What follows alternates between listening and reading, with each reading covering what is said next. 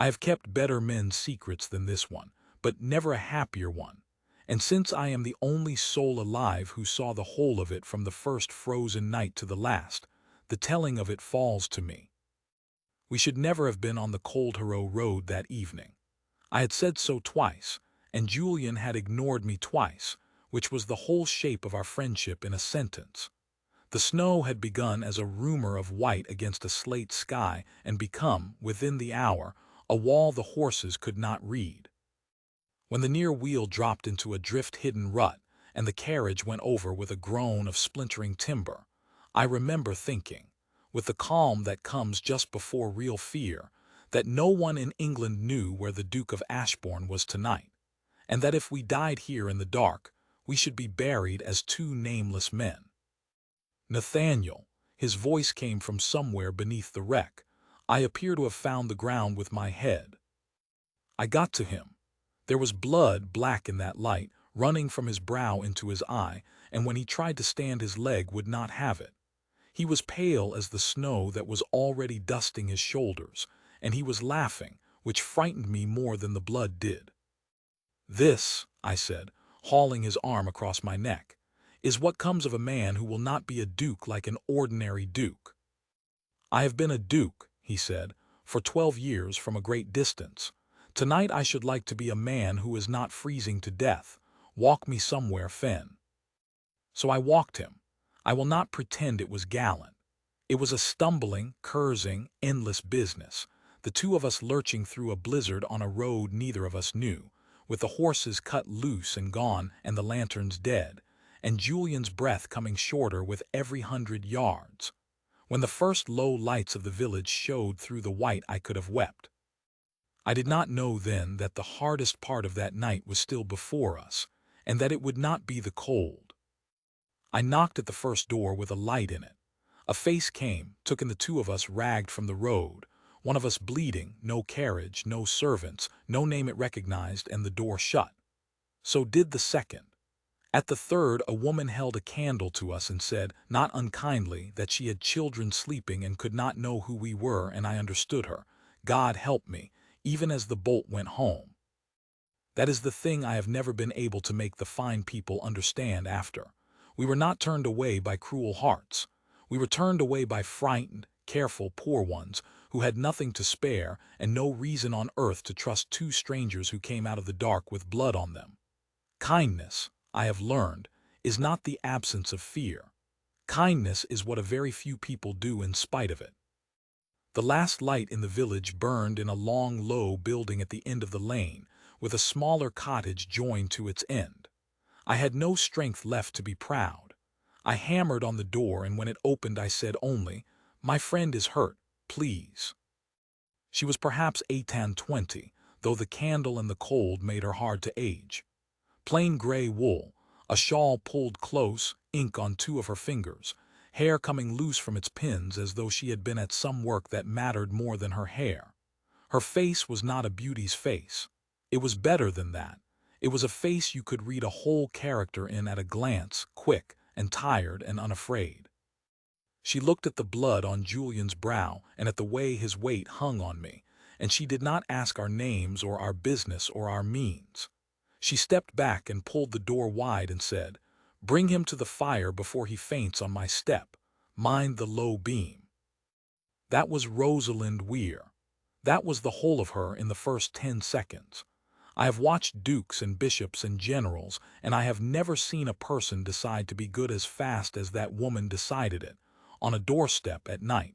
For 2 men she had every reason to fear. The long room was the village's charity school.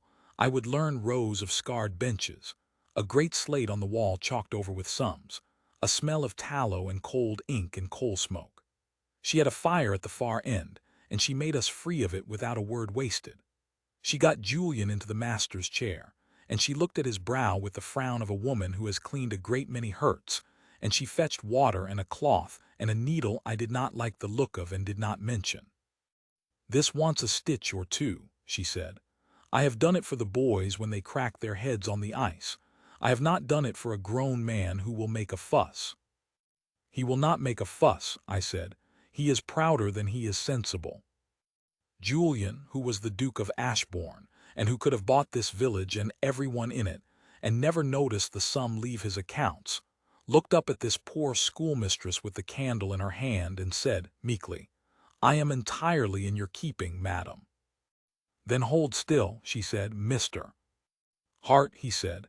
It was the name we had agreed on 100 miles south, when the whole mad scheme was only a scheme. "John Hart, and this is my friend Finn." "Well, Mr. Hart," she said, threading her needle by the fire, "you have chosen a poor night and a poor house to be rescued in. But it is warm, and it is what there is. I should explain the scheme, because without it you will think my master merely a liar, and he was the most honest man I ever served." Julian St.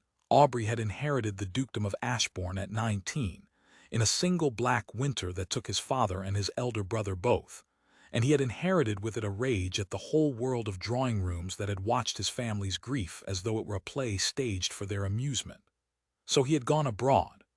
12 years he stayed away, soldiering a while, wandering, letting his men of business run the great cold house he could not bear to enter. In all that time the county of his birth never saw his face. The old duke's portrait hung in the hall. The son was a rumor.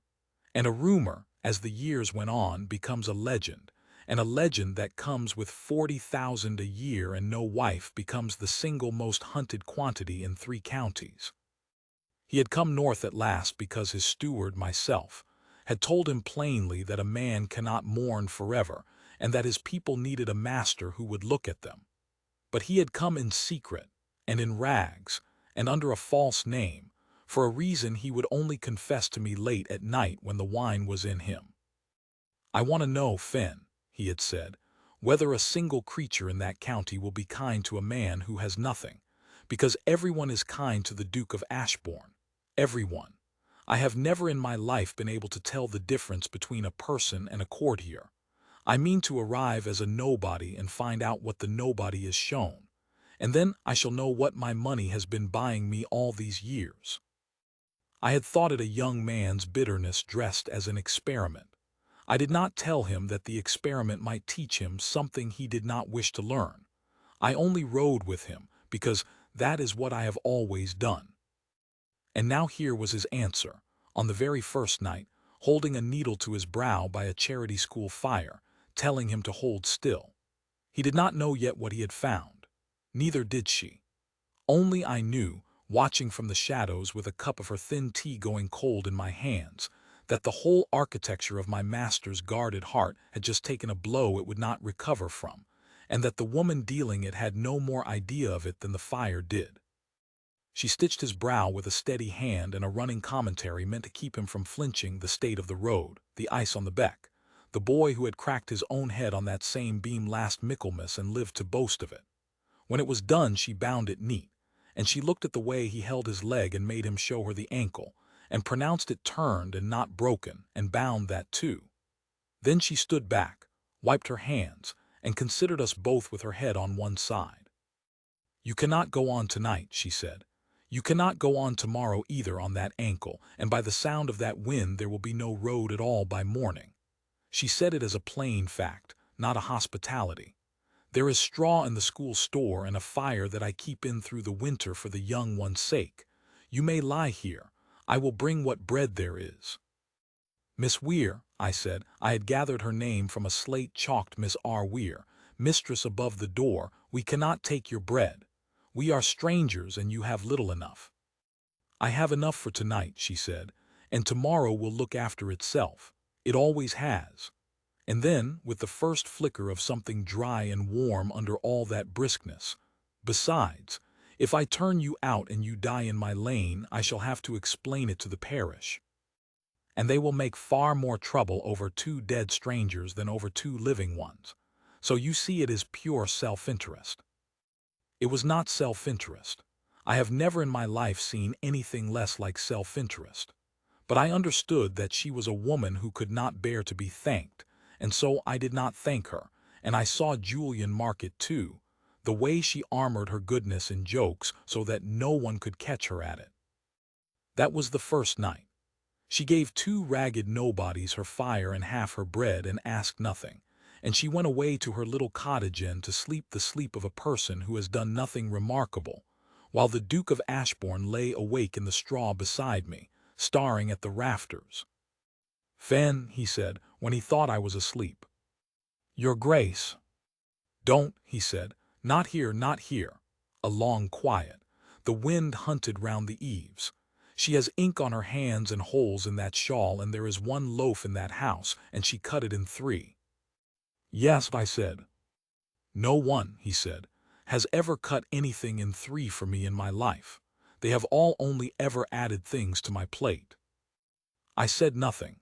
There was nothing to say that he did not already know. The snow kept us, as she had promised. By morning the road was gone under 3 feet of it, and the whole world was white and silent, and Coldharrow was a village sealed into a bottle. For a duke accustomed to going wherever he pleased the instant he pleased it, being unable to leave might have been a torment. It was, I think, the happiest fortnight of his life. He could not sit idle, no sin. Aubrey ever could, and so within 2 days of being able to stand he had appointed himself the school's man of all work, over Rosalind's protests. The roof of the long room leaked at the north end.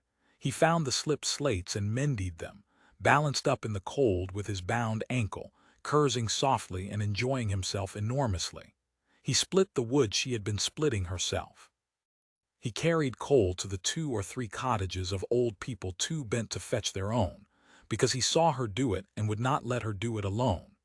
And when he found that the older boys of the school had outrun what she could teach them, for she had letters and figures aplenty but no Latin, no mathematics beyond the practical, he sat down among them on the low benches, his knees up around his ears, and began to teach. I wish the fine world could have seen it. The Duke of Ashbourne, who had ignored the House of Lords for a decade and refused to open his own great house, sitting on a charity school bench with a slate on his knee, teaching a blacksmith's boy his multiplication and a shepherd's son the first lines of Virgil, and glowing with it like a man who has found the one thing he was made for and never knew. "You are good at this," Rosalind told him one evening, watching from the door with her arms folded. The boys had gone home through the blue snowlight. The room smelled of chalk and cold. "Where did a traveling man learn Latin?" "I had a great deal of it beaten into me by a tutor I hated," he said, "in a house I did not like, a long way from here. It is nearly the only good thing that house ever gave me." She looked at him a moment longer than the answer wanted. She was, I had come to see, a great deal clever than she let on, and she had noticed, of course she had, that Mr. John Hart, penniless traveler, spoke like a man who had been taught to, and moved like a man who had never in his life been afraid of a room. She had noticed his hands, which had held reins and swords but never a plough. She had noticed that his friend Finn deferred to him in small, unconscious ways. She noticed everything. But she did not pry. I asked her about it once, when Julian was out at the wood pile, why she asked us no questions. "Because," she said, not looking up from the exercise books she was marking, "a man who wishes to tell me who he is will tell me, and a man who does not wish to has his reasons, and they are his own, and none of them change the fact that he mended my roof and taught my boys their sums for nothing." She turned a page. "I keep a charity school, Mr. Fenn. Half the children in it will not tell me why there is a bruise or why there is no dinner. I learned long ago that you do not get the truth out of a proud creature by chasing it. You get it by being somewhere safe and waiting." Somewhere safe and waiting. I have thought of that 1,000 times since. She had, without knowing it, described the exact thing my master had crossed 100 miles in rags to find, and had despaired of finding, and had told me plainly he did not believe existed. I watched him fall, that fortnight, the way you watch a slow tide come in. It was not a thing of glances and sighs. Julian had no genius for those. It was in the way he began to arrange his whole day around the hours she could be spoken to.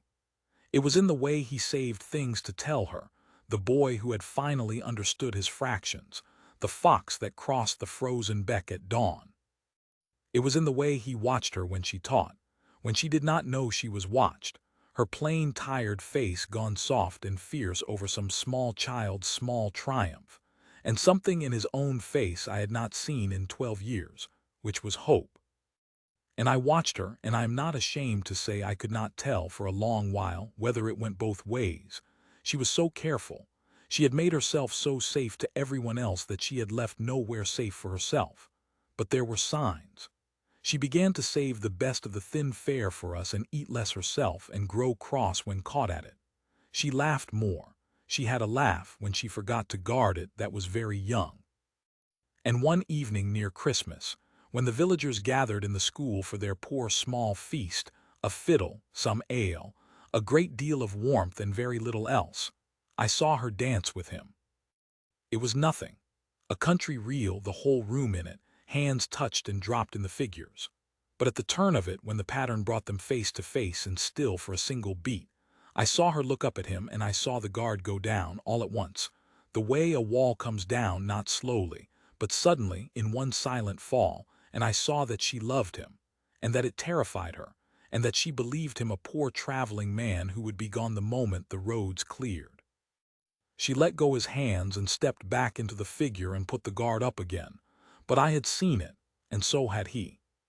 He did not sleep that night either, neither did I, for he would not let me. "I have to tell her," he said into the dark. "Finn, I cannot let her go on thinking I am a poor man passing through. It is a lie, and she, of all the people in the world, she is the last one I want to lie to." "Then tell her," I said. A long silence. "And say what? Rosalind, the nobody you fed and sheltered is the Duke of Ashbourne, whom every scheming mother in the county is at this moment planning a ball to catch. I came here in rags on purpose to test whether anyone would be kind to me. You passed the test, you did not know you were sitting." His voice cracked on it. "Do you hear how it sounds? She will not hear that I love her. She will hear that I deceived her and that I made her charity into a game, and she will be right, Finn. She will be exactly right." And there it was, the thing I had not told him at the start, the thing his young man's cleverness had not foreseen. He had set out to learn whether anyone would be kind to a nobody, and he had learned it, and the learning had cost him the one weapon a man needs to win the woman who was kind: the ability to have simply, honestly, been who he said he was. The roads would clear soon, and a week before, unknown to Rosalind, another thing had begun that would decide the matter whether he chose or no. For the county had learned that the Duke of Ashbourne was at last expected at Ashbourne Court.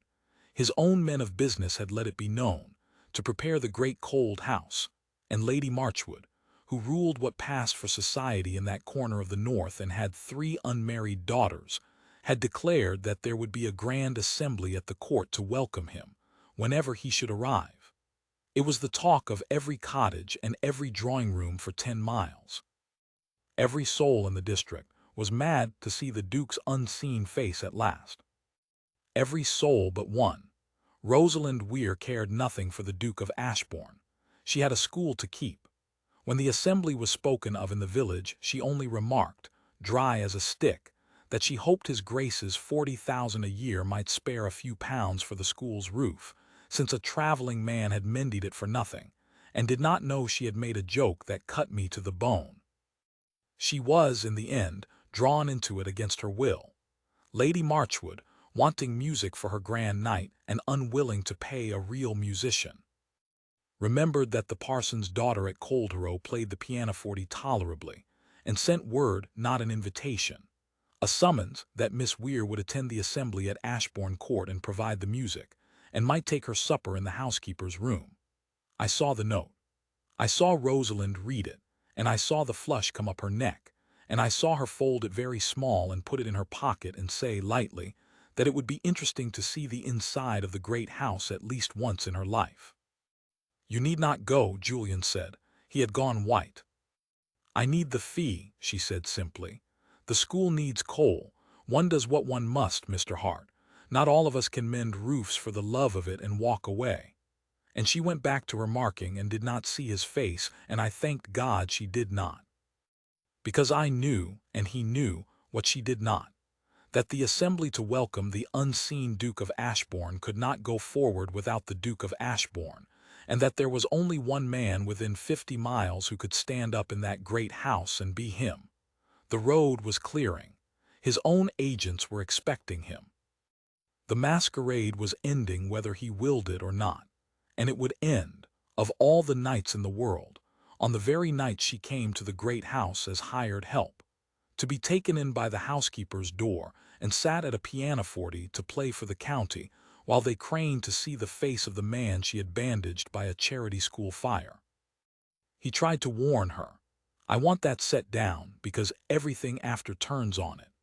On the last evening before the assembly, when the snow had shrunk to gray ruts and the world was letting go of us, he took her hands by the fire and I withdrew to the far end of the room to leave them what privacy that bare place could give. Rosalind. I had never heard him say her Christian name before. There is something I must tell you before tomorrow, and I have made a coward's mess of finding the moment, and now there is no more time. I am not the man I told you I was. My name. And here the fates, who had arranged everything else so cruelly, arranged one thing more.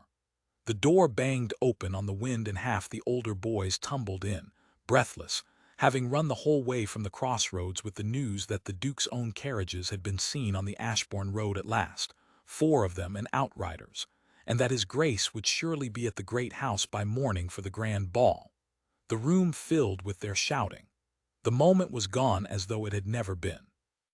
And Rosalind, laughing, disentangled her hands from his to go and calm the boys, and called back over her shoulder, kind, unknowing, the last words she would say to the man she thought she knew. "Tell me tomorrow, Mr. Hart. Whatever it is, it will keep till tomorrow." It would not keep till tomorrow. But he could not make her hear it over the boys, and then the evening was gone, and then it was the day itself, and we were away before dawn to the great house by the back ways, so that the Duke of Ashbourne might arrive at his own front door like a duke, and she came later by the housekeeper's door like a servant, and neither of us could stop the machine that was now running.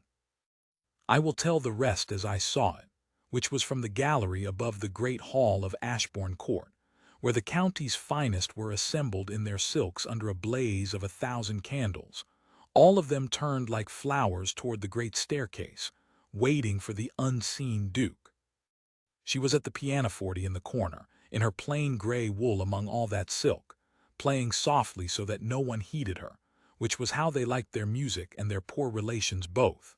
Lady Marchwood's 3 daughters were arranged near the foot of the stairs like a still life composed for one purpose. The whole glittering, hungry, hopeful room hung on the empty staircase, and did not spare a glance for the schoolmistress in the corner. And I watched her, she was not looking at the stairs at all. She was watching the door, the low side door, with a small private hope on her face that I understood and that broke my heart, because she was watching for a poor traveling man named John Hart, who did not exist, and who was never going to come through any door again. The majordomo struck the floor with his staff, the room stilled, and the Duke of Ashbourne came down his own staircase at last, into the light, for the county to see his face. He was magnificent, God help him. My master could not help being magnificent when he chose. 12 years of command were in the way he came down those stairs, and the great blaze caught the orders on his breast and the dark severity of his coat, and a sound went through that room, a soft collective indrawn breath, as 3 counties' worth of legend at last put on a face. I did not look at the Duke, I looked at the pianoforte. I saw the music stop. Not gracefully, it simply stopped as though the hands had been struck from the keys. I saw Rosalind Weir rise half out of her seat and then sink back, and I saw the color go out of her face entirely all at once, the way it had come down at the dance, one silent fall. She knew him. Of course she knew him. She had stitched that brow, there was still the faint pink line of it under his hair. She had spent a fortnight 2 feet from that face. She knew the man on the staircase perfectly, and the thing that was happening to her, in front of the whole starring county, was the slow horror of understanding exactly who she had fed and sheltered and taught beside and danced with, and God help her, let down her guard for. And then the county understood too. You could watch it move through the room like wind through wheat. First the Marchwood girls, whose faces I shall enjoy remembering to the end of my days. Then the mothers. Then the whole assembly, turning, following the Duke's own gaze, for he had found her the instant he reached the bottom of the stairs, and he was not looking at his adoring county at all. He was looking straight across the great hall at a schoolmistress in gray by the pianoforte. And the whisper began, and swelled, "Who is she? Who is she? Why does the Duke look so at the cold hero woman, the schoolmistress, the parson's girl who came to play the music?" He crossed the room to her. He walked through the whole assembled cream of the county as though it were empty air, past the Marchwood girls without a glance, straight to the corner where she stood frozen with her hand at her throat, and the room fell so silent I could hear her breathing from the gallery. "Rosalind," he said, quietly, in front of them all, "this is what I tried to tell you last night." And she, my brave girl, my master's brave girl, got her feet under her. I saw her gather the whole wreck of herself together in about 3 seconds, the way she had gathered herself on a doorstep in a blizzard weeks before, and she rose to her full height, which was not great, and she looked at the Duke of Ashbourne in front of his whole worshipping county, and she said, in a voice that shook only a little, "Then it is a very great joke, your grace, and very well played, and I hope you found it amusing." She was white and steady, and her eyes were too bright. "You wanted to know, I suppose, what the poor would do with a beggar at the door. Now you know. I gave you my bread and my fire because I thought you had none. I would not have it back if I could, but I will not stand here and be the end of the joke for these ladies' entertainment. Good night." And she curtsied a small, perfect, furious curtsy, and she gathered her plain gray skirts to walk out of that great hall past the whole silenced county with her head up, having given a duke the only setting down of his life. And I thought, my heart in my mouth, that she was going to do it, that she was going to walk out and be lost to us forever, dignified and wounded and gone. He caught her hand before she reached the door. "It was not a joke," he said, not quietly now. He said it so the whole hall heard it, because he had learned at last that some things must be said where everyone can see them, or they are not worth saying at all. "Hear me, and then go if you still wish to. I did not come to your county to laugh at the poor. I came because I have been the Duke of Ashbourne since I was 19, and in all that time every soul I ever met was kind to my title and my 40,000 a year, and not one of them, not one, was ever once kind to me. I could not tell a friend from a flatterer. I did not believe there was a difference left in the world, so I came here as a man with nothing to find out." His voice was not steady now either. "And I knocked at a dozen doors in a blizzard, and every one shut, and I do not blame a single one of them. And then one door opened, and a woman I had never seen took 2 bleeding strangers to her fire, and cut her only loaf in 3, and asked us nothing and wanted nothing and would not even let us thank her, and mended my head and taught beside me, and made me, for the first time in my life, a person and not a purse. The Marchwood girls might not have existed. The whole county might have been empty chairs. I did not deceive you to make a fool of you, Rosalind. I deceived you because I did not know how to stop, once I saw what you would think of the Duke and what you thought of the man. And I was a coward, and I am sorry for it, and you may be as angry as you like, and you would be right." He was still holding her hand. She had not taken it back. "But before you go, know this, because I will not have you think it charity. 3 weeks ago, before ever I meant to tell you who I was, I settled money on your school enough to mend the roof forever and warm it and keep it, and feed every child in it, in perpetuity, in the name of the parson's daughter who keeps it. I did it in secret. I never meant you to know I did it. I did not do it to buy you. I did it because it was the truest thing I have ever done with my accursed money, and I would have done it whether I ever saw your face again or not. I saw that land. I saw her understand it, that the gift had been given in the dark, expecting nothing, which is the only kind of giving that is worth anything, the exact kind she herself had shown him on a doorstep in the snow.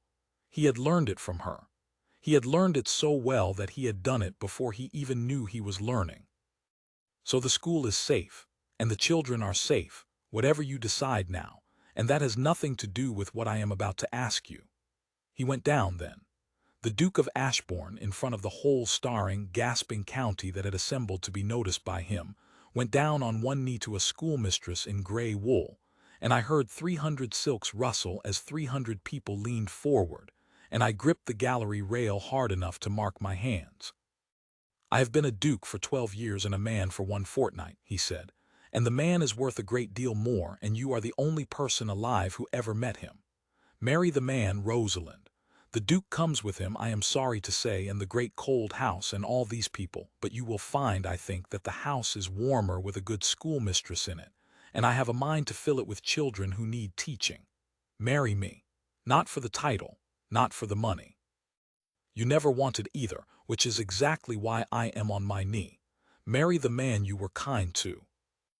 And the whole county held its breath, and I held mine, and Rosalind Weir looked down at the man kneeling in front of her, at the pink line of the stitches she had set in his brow, and I watched the war on her face, the pride and the hurt and the fear of all these starring silks, and under it, rising, the thing she had let me see only once at a dance before she snatched it back. She did not snatch it back this time. "You are a very foolish man," she said, and her voice broke clean in half on it, "to kneel on a cold floor in front of all these people with a turned ankle that is barely healed. Get up, John, Julian, whatever your ridiculous name is." She was crying now and laughing, which I had learned was the truest thing she did. "Get up before you do yourself an injury and I have to stitch you again." "Is that a yes?" he said from the floor like a boy. "It is a yes, you impossible creature," she said. "Now get up." He got up. And there, in the great blazing hall of Ashbourne Court, in front of the whole astonished county, and the ruined Marchwood girls and the housekeeper who had meant to sit her at the servants' supper, the Duke of Ashbourne took the schoolmistress's ink-stained hands and kissed them, both of them, and the plain grey woman that no one in that room had spared a glance for an hour before became, in the space of a single evening, the most looked-at woman in 3 counties. Which she cared nothing for then, and cared nothing for ever after, and which is exactly why she deserved it. They were married in the little church at Coldharrow, not in any grand cathedral, because she would have it so, married by the new parson, with the whole village crammed into the pews they had known all their lives, and the school children strewing the path with what winter flowers they could find, and the blacksmith's boy who had learned his multiplication weeping without shame in the front row. Lady Marchwood came, and was gracious, because there is nothing on earth so gracious as a great lady who has decided to pretend she always approved. Rosalind was gracious back, which was worse for Lady Marchwood than any revenge could have been. The great cold house is not cold now. I know because I am steward of it still, and I am writing this in a corner of the long library while, at the other end, the Duchess of Ashbourne teaches a room full of estate children their letters, exactly as she once did in a leaking charity school, except that the roof does not leak, and there is bread enough, and the Duke, who cannot keep away, is sitting on a bench with his knees up around his ears, teaching the older ones their Latin and glowing with it, like a man who has found the one thing he was made for. People ask me sometimes, the fine visitors, how it came about, how the Duke of Ashbourne came to marry a penniless schoolmistress no one had ever heard of. They want a romance, and I give them one because it is true. But it is not the truest thing, and the truest thing I keep for myself, and now for you. The truest thing is that a great and lonely man went out into the world in rags to learn whether anyone would be kind to a nobody. And a poor woman opened her door on a killing night and gave 2 nameless strangers her fire and her only loaf, and asked nothing and wanted nothing, and did not even know she was being watched, did not know there was anything to pass, or any prize for passing it. She was only, on a bad night, exactly who she always was.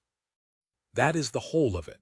He crossed 100 miles and shed a great name to go looking for one kind soul who wanted nothing from him. And he found her at the last door in a snowbound village, with ink on her fingers, telling him to mind the low beam. I have kept better men's secrets. I have never kept a happier one. And every winter, when the first real snow comes down on Ashbourne and seals us into our warm, bright bottle of a house, I see the two of them stand at the long window watching it fall, her head against his shoulder, and I know they are both thinking of a colder night and a poorer door, and of how the whole of their happiness came, in the end, from a woman who could not bear to leave two strangers out in the cold.